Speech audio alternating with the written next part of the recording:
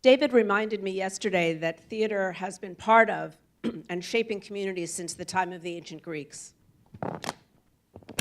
Greek city-states hosted festivals that lasted days, and theater was a big part of the festivals. Plays were performed in those large amphitheaters we've seen ruins of on our travels.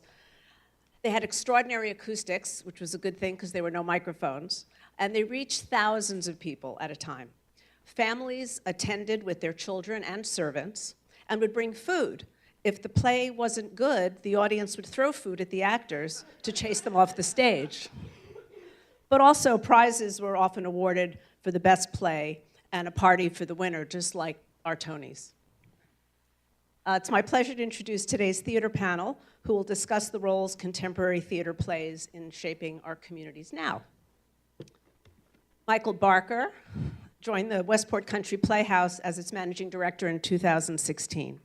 In addition to bringing his strong management experience, Michael is staunchly committed to creating safe spaces for diverse people in theater. So much so, he was affectionately nicknamed the Space Maker by his colleagues at Art Equity.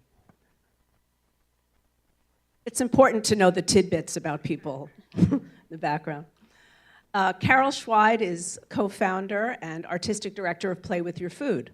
For 16 years, she has taken this traveling lunchtime play reading series to communities around Fairfield County and beyond. Carol shares her secrets for helping theater to shape community in her recently published book, Stage Reading Magic. I'm sure she'll show you a copy if you ask. We also have with us two folks who are new to me, the co-founders of Act of Connecticut, Connecticut's newest professional theater company located in Ridgefield. Executive producer Katie Diamond is a singer, actor, writer, and producer whose career has taken her regionally and to Broadway. A graduate of the New England Conservatory of Music, Katie lived and worked in Seattle before moving to New York in 2005 and Ridgefield in 2014. Artistic director Daniel Levine has performed extensively on Broadway regionally and in Broadway national tours. He is the creator, producer, and director of 3 musical shows currently touring in the US. Daniel is also artistic director for the Ridgefield Playhouse, Broadway, and Cabaret series. There's a little more about each of them in your programs. So I guess we get started with Michael. Yeah, thanks Nancy. The Space Maker thing, geez, that's going to follow me around. Hi, everybody. I'm Michael Barker. I'm the managing director at Westport Playhouse, and probably most of you know a little bit about what we do. We program a series of plays.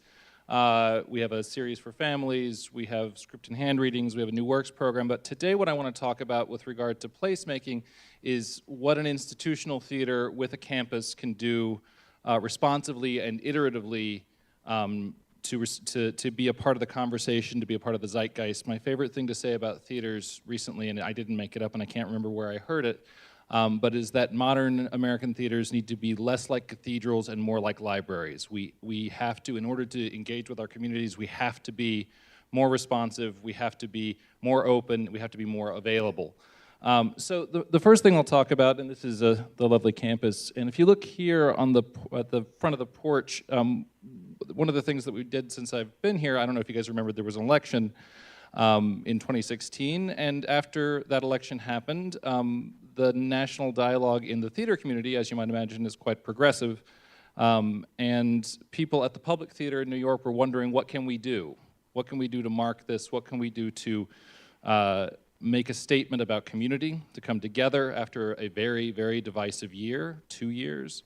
And so they came up with a thing called the Ghostlight Project. My friend Stephanie Ibarra, who's the head of special projects at the Public, took the lead on that. And we participated. And what that was essentially just saying, we're going to light some candles. We're going to come together as a group of people. We're going to let you know we're doing it. We're going to read a poem maybe. We're going to sing a song. And we're going to be together. And it was amazing because 135 people showed up. I mean, we thought nobody would come. We thought it would just be the staff and maybe some board members. And it sort of, for me, said, oh, it's not a way I'd thought about our buildings before. It's not a way I thought about theater as institution. So the next thing we have here is it informed our student matinee program, because we had been doing student matinees before I got to Westport, Yeah, that's Mark Lamos, my artistic director, talking to some kids after the show. But we had paid for buses. They'd come and then they'd leave.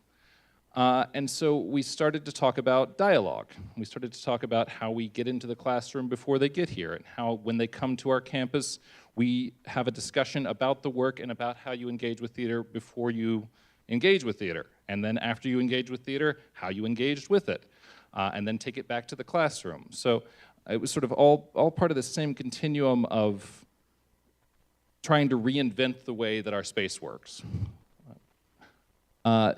This is Dr. Ibram Kendi, who spoke at our MLK Day celebration. This is a celebration that Team Westport, which is the First Selectmen's Committee on Diversity, put together several years ago, had been using us as a venue. And over the last 2 years, we have introduced local arts groups into the mix. So it's not just a speaker, and it's not just artists from Westport, but we had folks from Wilton, from Bridgeport. In past years, we had a group from Norwalk. And we had 570 people in our space this year, most of whom had not engaged with the Playhouse before. And this was, and Ibram Kendi will tell you this was not Dr. King pacifist, this was Dr. King revolutionary, Dr. King agitator, and frankly, a lot of us white people in Westport need to hear that, and we did. And finally, I'll just end on this event. This was our November 9th moment. A lot of the women on our staff came to me and to Mark after the election happened and wondered how we could respond as artists. One of the great things about having a space is we had a couple of dates. One happened to be right around International Women's Day. And so we put together a series of readings, gathered together a group of diverse folks in our midst, not just actors, but writers and speakers. This is something, I said responsive and iterative. We responded. We're doing it again this year because it was such a popular event. So those are a couple of the ways that we've tried to placemake in the last little while in response to the conversation.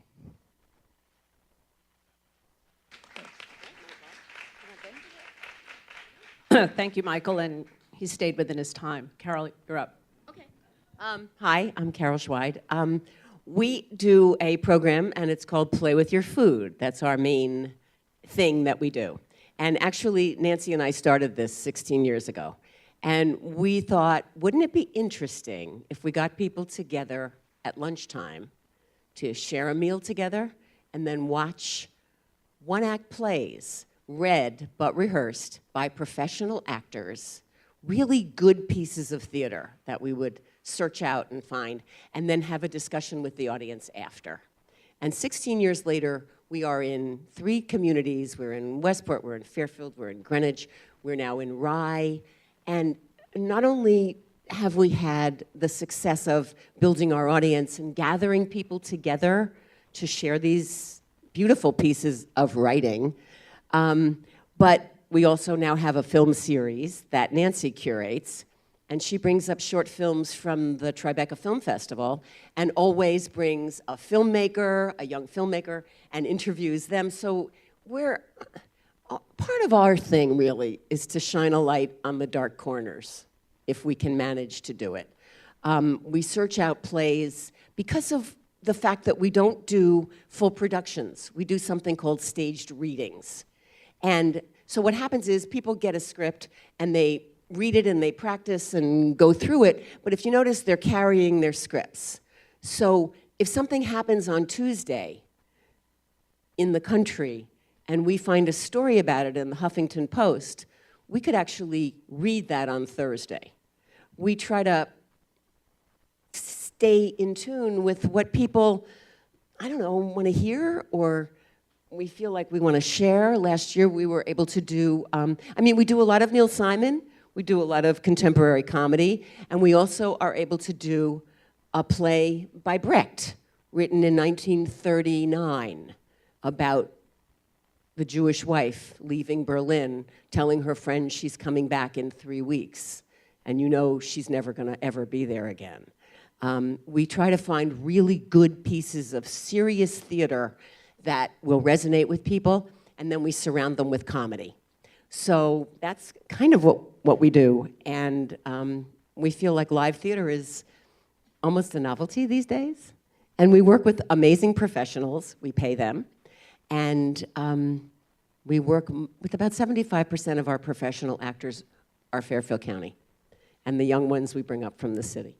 So we just, let me see if I left anything out. Oh, so I wrote a book about stage readings, and that's what this is. That's pretty much what I have to say.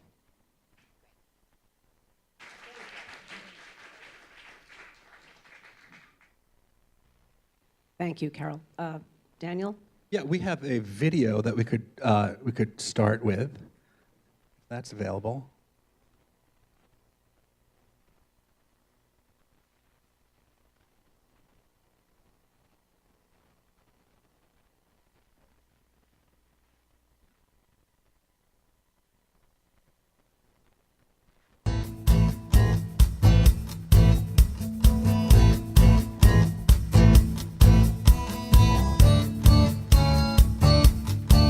Hi, I'm Dan Levine. I am Artistic Director and co-founder of ACT of Connecticut, a contemporary theater of Connecticut. And I'm Katie Diamond. I'm the executive producer and also a co-founder of Active Connecticut.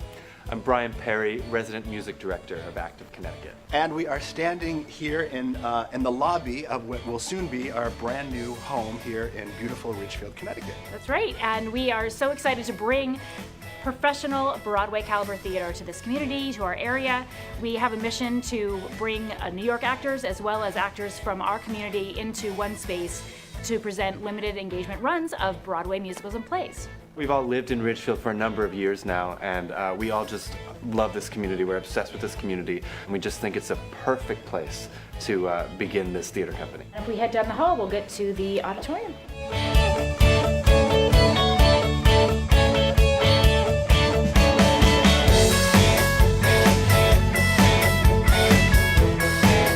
As you can tell, this room needs a lot of work. I mean, not only does it need cosmetic work, but there's no stage. There's no stage, there's no wing space, there's no backstage space, there's no lighting, there's no sound equipment.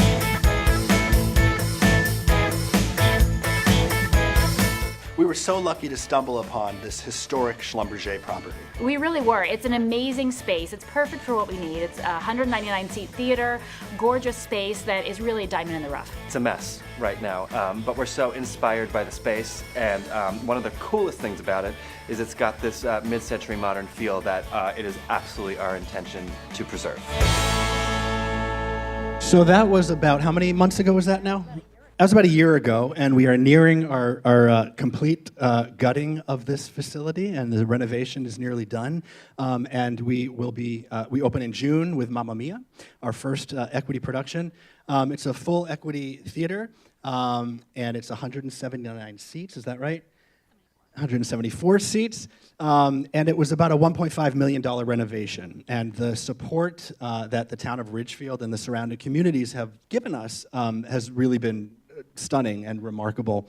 And I think what we're talking about here is community. And one of the things that Katie and I were thinking about is, how do we cultivate an audience? How do we find an audience? Is there a need for a theater in Ridgefield, Connecticut, an equity professional theater? Will people come? I mean, as you know, if we can't get people to sit in the seats, then we have no theater.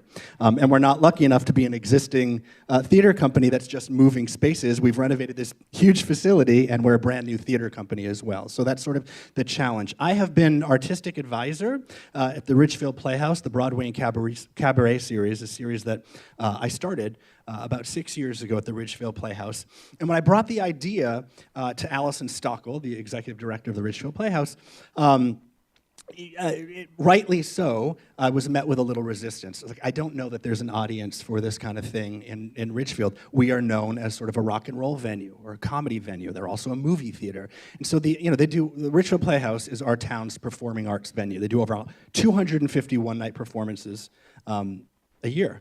And so, the thought was, the board thought, I don't know if this is going to work here. And I said, let me just try this thing, and let's just see what I wanted to do was to bring like a full Broadway musical to the Playhouse for one night, almost like a hybrid of a concert and a staged production, almost like the old Encore series. That was the goal. And they were a little nervous about it, and so I chose a title. I chose The Who's Tommy, Broadway show, but also rock and roll. Many people that came to The Who's Tommy at the Ridgefield Playhouse actually thought they were coming to see a cover band for The Who. So I sort of tricked people into seeing theater.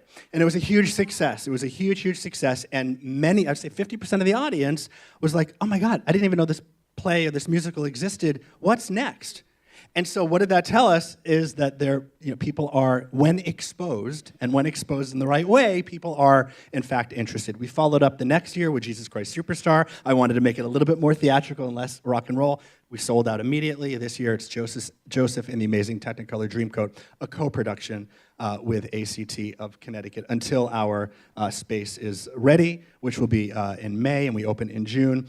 But what Katie and I are interested in doing is exposing audiences to sort of lesser-known titles. Of course, we have to bring them in with things like Mamma Mia and things like Chicago. Everybody knows these musicals, right? And then the goal is to hopefully start to introduce lesser-known works, more, quote, sophisticated works, to expand the sensibility. And our goal is to educate the audiences enough in Ridgefield and the surrounding communities that they can appreciate the process and what it takes to write a new piece of theater, similar to the stage readings that you're doing. We want our audiences to understand what it is, what it takes, and to sort of feel ownership of that thing, right? Oh my God, I saw that at ACT and originally when they were just doing a stage reading. And then we would start welcoming feedback from that. So. And just very, very quickly, and then I'll let Katie talk, I promise. This always happens. One of the challenges that we met, that we were faced with, so you saw this building, and the town actually gave us this building for $1 a year for 30 years. And it's our responsibility to completely renovate. The building was a mess, as Brian Perry said. The building was a mess. It's our responsibility to completely renovate and make it a state-of-the-art theater, which we're nearly done doing. We've been very, very successful in doing that. But in order to get the building, we had to present at many, many town meetings. 1 minute. At many town meetings, and we had to talk about it, and people had to vote on it. The town had to vote on it. And often what we were met with is people raising their hand, standing up and saying, I don't know why we need another theater in Ridgefield. We have the Ridgefield Playhouse, and we have the Theater Barn. The Theater Barn is our town's community theater. And so it was about educating the community. What is an equity professional theater? What is a community theater? What is a performing arts center? People didn't understand that as professional actors, we can't work at a place called like the Theater Barn, reserved for amateurs, right? So it was about educating the community. And now I think that we have everybody on board. Katie. And speaking of education, that's one of our big goals at ACT, is to offer some kind of education for youth and for adults that's not being offered in our town. So we're talking about theater as placemakers. So I mean, that's really what we're trying to find a place in our community, create a place in our community that the community wants. You know, we've been asking everyone we can think of, what kind of classes are you looking for? What is not here already? We know that there are a zillion dance companies for, 5 to 13-year-olds. So we know we don't need to do those dance classes, all right? We know that what people are wanting is writing classes. These teenagers want theatrical writing classes. They want to learn how to write a script. They want to work on new musicals. They don't want to maybe work on, Disney Junior this year. They want to try doing something new. So that's what we're really about, is talking to our community, figuring out what people want, doing these new works like Dan has said. People ask me all the time, do you have a recommendation for a voice teacher for my 7-year-old? And I say, no. I don't, because your 7-year-old should not be taking voice lessons. So what do we have the opportunity to do with our space? We have the opportunity to create a youth choir where kids can learn musicianship and musical literacy. So having this space and talking to our community, we're able to really create an environment that the community needs and wants and can learn from. So it's very exciting for us, not only to offer the main stage programming that people want to see, like the Mamma Mias and the Evitas and the, what else people want to see? Jesus Christ Superstar. But we also have the opportunity to, like Dan said, educate our community on what new work is and what the next upcoming Broadway productions will be, and having them be a part of that process, which is super exciting for us.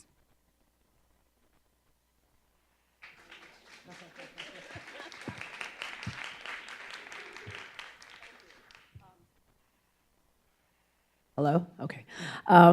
We'll open up to questions, but I have a couple of questions to start. Michael, I'm curious, what impact do you think having the community events at the theater has had ultimately on what we all care about, which is ticket sales and subscriptions and involvement with the theater and ownership of the theater and all the things that we look for? Not much yet. Not much yet, but we haven't been doing it very long, and it's the sort of thing that you have to have longevity in it. And particularly in a place like Westport that is quite affluent, that is quite largely homogenous. Westport proper, I think, has a deep commitment to the Playhouse. The surrounding areas have very little relationship to the Playhouse, and so part of, doing an MLK Day celebration or doing an International Women's Day celebration, something that broadens the scope of what it means to be a theater and a venue. I think you have to do that in a sustained way and not so much think about it in a transactional way where it will result in ticket sales maybe in the next year. We've been doing this stuff maybe maximum 5 years. So this is forever work. It's true. Carol, I'm going to ask you a question, and I'll ask each of you one question, then turn it. So from your experience with Play With Your Food, tell us how you think having lunch and followed by theater builds community. Well, I think when people share a meal, for one thing, when people eat together and sit together and talk together, that's huge.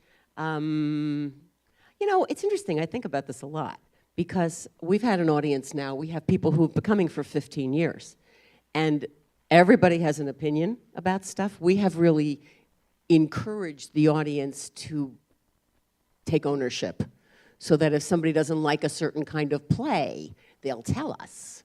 They'll say, we want comedy at lunch. We don't want to be serious. We don't, we hear that. I don't know. I think part of our success is the talk back after, because people get to say how they feel. They get to, theater goes very deep, very fast. And it's one of the few things that you enjoy live with other people in a room. And I think that's powerful stuff. I think that speaks to your heart. I think it makes you feel less alone in the world. It certainly makes me feel better. So that's why I think. Thank you. Daniel and Katie, congratulations. All of us in this room are envious of being handed a space for $1 a year, even if it means having to raise money to renovate it. When you first saw the space, you wouldn't be envious. You'd say, oh my God, what have I done? No, I saw it. It looks beautiful. So it's terrific that you're reaching out to see what people want. How are you doing that? We talk about it wherever we go. First of all, social media is really a great place. Actually, we just had a committee meeting in our education little committee, and we're going to do a survey for all the high school students to see what, give them some options of some timing and some programs that we want to offer for next fall. It's really just in this world that we live in now, it's really social media and just being out there and asking what people want, And the kids are responding. Kids are responding. Yeah, we had, in our production of Joseph, which we're doing at the Ridgefield Playhouse in February, we have a local children's ensemble that's in the show, and we opened it up for auditions. We had one day of auditions, and we had 75 kids audition and 30 on a waiting list. So there's a lot of interest in our town. It's really phenomenal. Terrific. We look forward to seeing how it goes. Carol? Also, let me just say this about it was a grant that we got through the Fairfield County. It was called a Reggie grant, a regional grant, because some of the plays that we have address very specific issues. We have wonderful plays about old folks. We have plays about immigration. We have plays about stuff. And this grant came on my radar screen where it was an opportunity to take what you do and use it for a different purpose. So we took some of these plays about older folks, Nadine, you were in one of them, and did them for the community that serves older people, and also for a group of Alzheimer's patients and their caregivers, who often were their wives and husbands. And the community around the caregivers turned out to be not so interesting because that was like a regular day at work for them. But for the patients and their caregivers, it was amazing because what they said was laughter is our salvation now. So it was just an interesting way of taking what we do, and we don't create really anything. We put great stuff together and use it for specific purposes, and it seems to be pretty effective in a lot of ways. I just wanted to add that. Yes.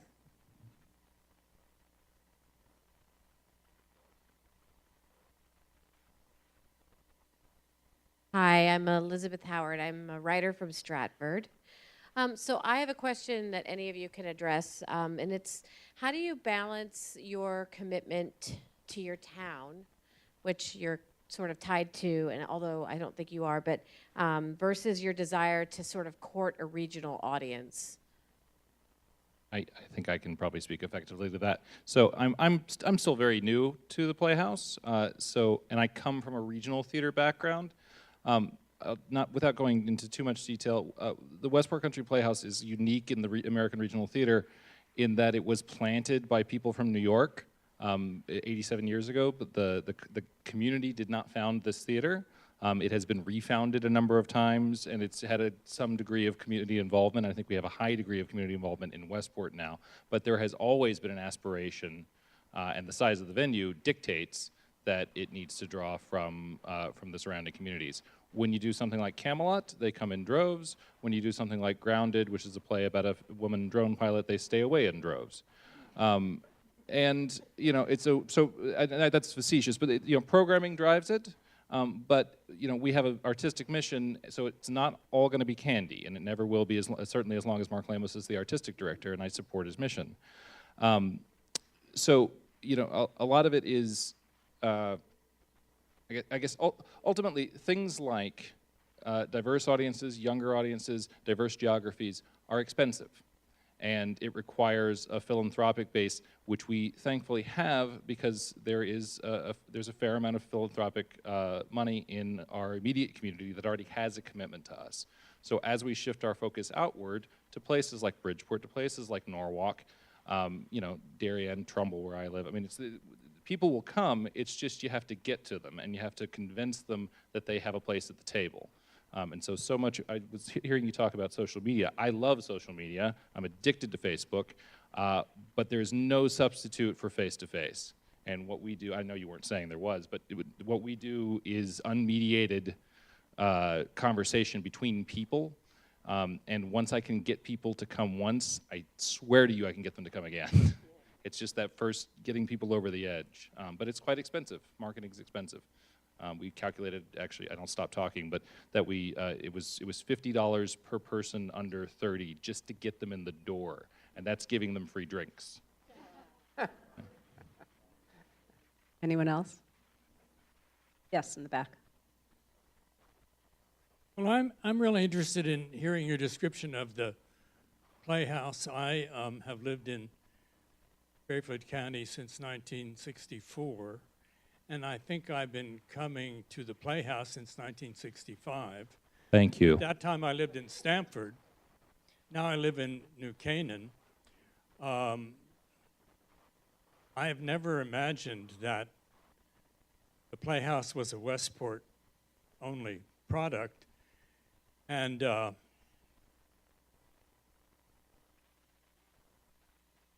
so I'm just interested in hearing you describe it that way. I think I didn't mean to say it was Westport only. It's just on the data in terms of the number of people that come and the number of people who donate and who are on our board.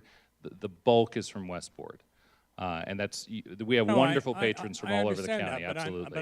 What I thought I heard you saying was that you're having to reach out to surrounding communities. Well, that's certainly fair, and I'm sure that's something we need to do every morning. I mean, that's, the sun comes up, it's a new day, and all those people have to be reached again.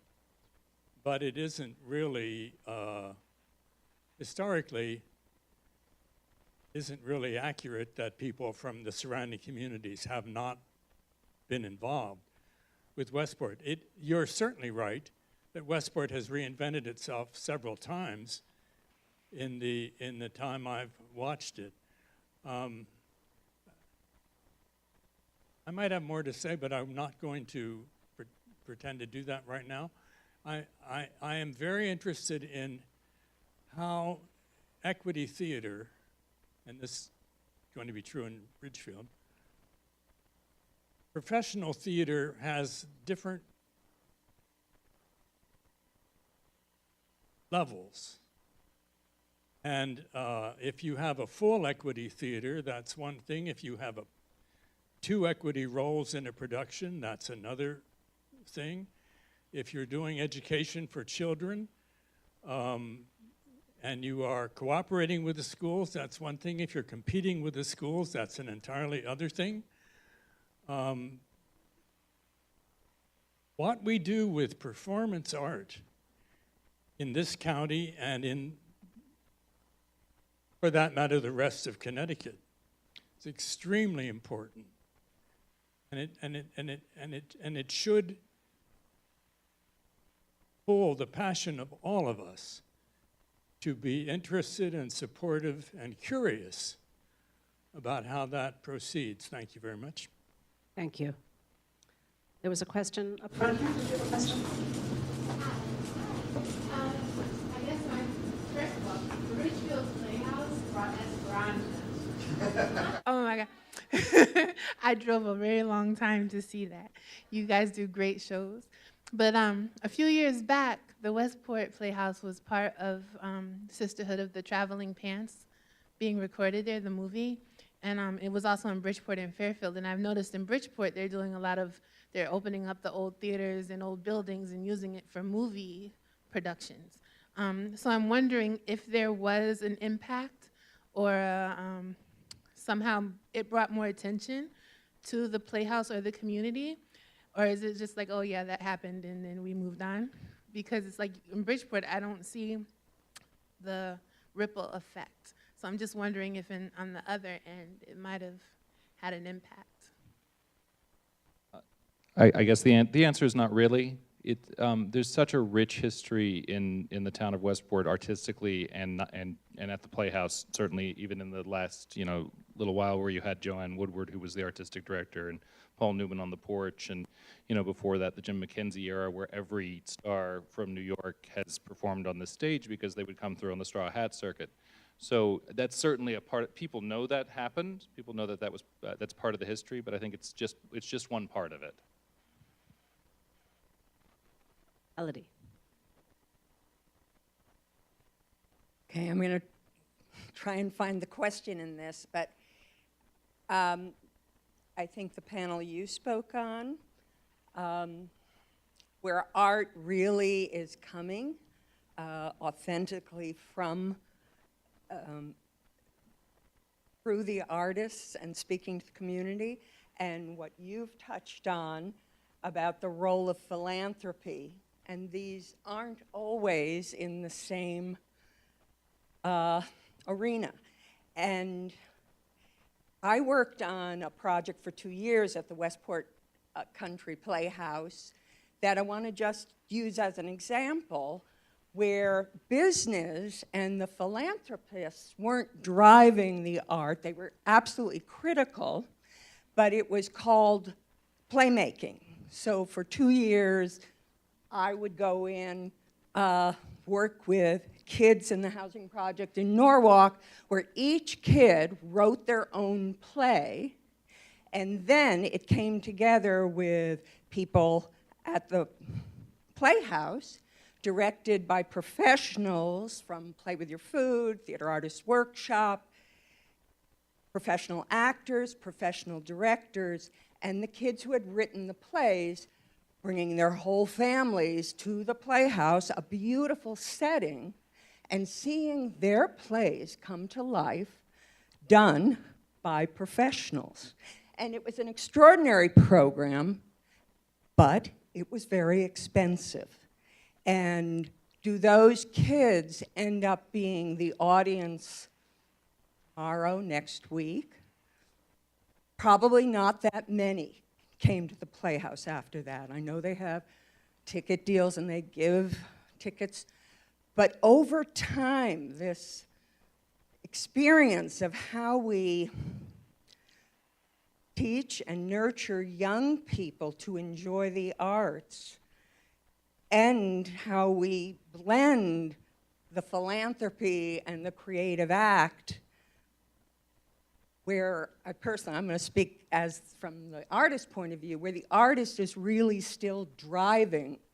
You're listening to the community, you're giving them what they want, and they've told you they want Mamma Mia. But the artist's authentic and integrity has to also stay intact. So I guess I'm asking about how we balance, these economics going forward. How we pay our rent, how we pay our people who are in unions that must be paid, how we get our community artists to raise the bar of the standards, and how we get the money to stay in our buildings. Partnerships. So talk about the partnerships. Well, yeah, I mean, you're right. Partnerships, absolutely. And I just think it's balancing what you're offering. I mean, for us, going into this, we're just starting out, so it's all trial and error for us. We're doing what we think is going to be successful, which is to offer 4 main stage programming shows a year that we think audiences will, in the beginning at least, respond to very well in ticket sales. And hand in hand with that, we are then offering 29-hour readings of new plays that we're really passionate about, so that we can then try and get that audience that is now trusting us because they're seeing these shows that they've bought tickets for that they really want to see, like the Mamma Mia and the Evita. But we're asking them to come back for a lesser price ticket for $20 to see a new reading of a new show. And then we gain their trust, and then they come back and see more of our new readings. And then we're able to put those new shows into our main stage season because the audience is now on that ride with us. So yeah, we also have plans to do a residency program for writers, which will, we have a horse farm in Pawling, New York, so we're going to bring up writing teams to work on new shows up at the horse farm with actors, do these 2-week residencies where they can really dive deeply into the material and then bring it over to ACT as a reading, in a reading kind of capacity, and then have the audience there to give feedback and be part of this process. So for us, I mean, I think for any theater, it's a balancing act. You have to offer, you can't do all, new works before the audience even knows who you are. You have to introduce yourself. You have to make sure that they're on this ride with you, and then from there you can ask them to go farther and take an adventure with you.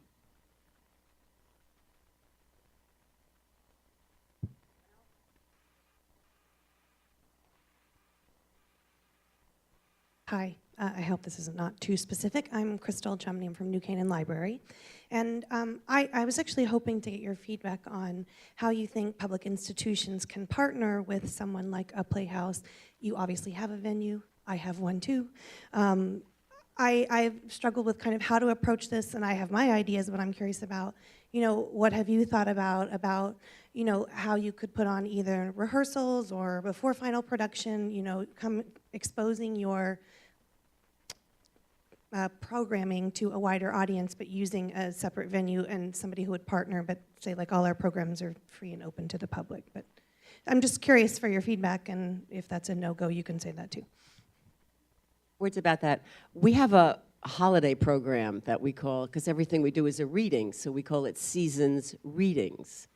And we have done this, I think we've probably done it at the New Canaan Library, but maybe not. Right. We were at the Pequot Library this past year. We find short stories, very much like selected shorts. And we put a program together with mostly short stories and maybe a play or two. And we have 4 or 5 actors, and it's an hour program. And we've done it probably at every library in the neighborhood. We find interesting, we've done the Historical Society in Wilton, where we did it on Valentine's Day. And we found short stories about those relationships. So we try to do exactly that because we don't have a venue. So we're like the oldest established permanent floating crap game in New York. We'll go anywhere.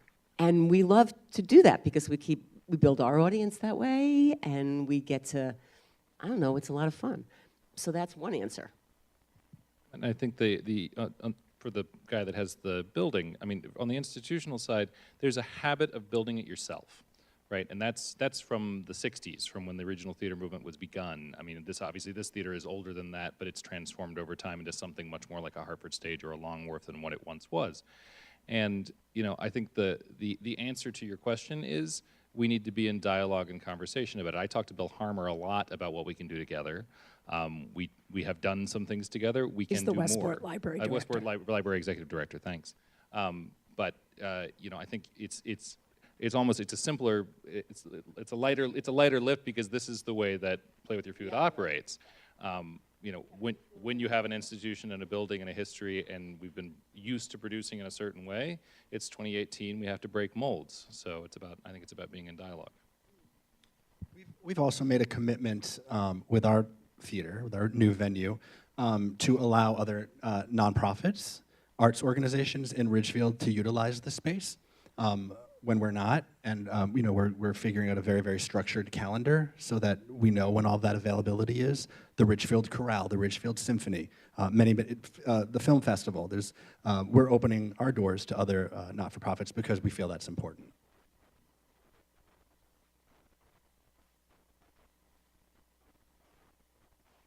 David, I think that's great. We're from New Canaan.